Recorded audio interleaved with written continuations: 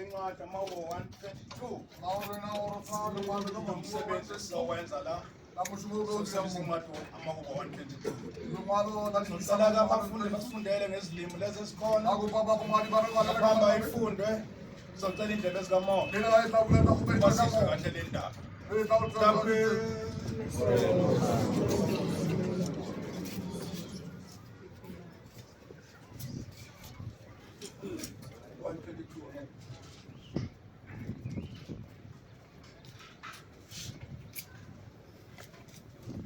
iJerusalema lifiselwa izibusiso, igama lokukhuphuka elikaDavide. Bajabula lapho bethi kimi, masiye endlini kaJehova. Izinyawo zethu sezime emasangeni akho, Jerusalema.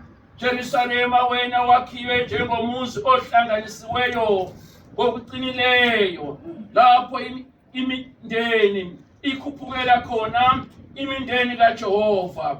Ngomthetho ka-Israyela iyakuwadumisa igama likaJehova, ngokuba kumisiwe khona izihlalo zokwahlulelwa, izihlalo zobukhosi zendlu kaDavide.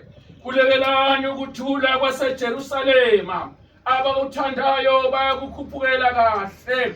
Makube khona ukuthula phakathi kwezingane zakho nenhlahla ezidlini zakho zobukhosi. Ngenxa yabafowenu nabangani bethu ngizakuthi manje makube khona ukuthula kuwe. Ngenxa yendlu kaJehova uNkulunkulu wethu ngiyakufunela okuhle.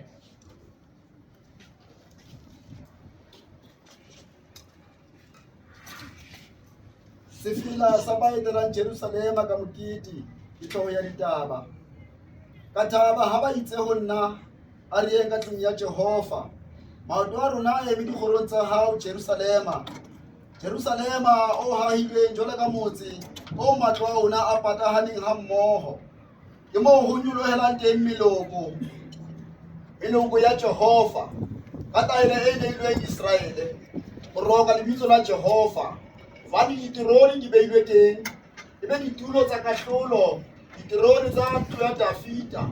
Rapelang kgotso ya Jerusalema ho atlehe ba o ratang. Kgotso a ike ebe marakong a hao, le boiketlo matlong a hao. Akeng sa bana beso le sa metswalle ya ka, ke tla re kgotso ebe ho wena. Akeng sa ntlo ya Jehova Modimo wa rona, ke tla o batlela molemo. Thapelo.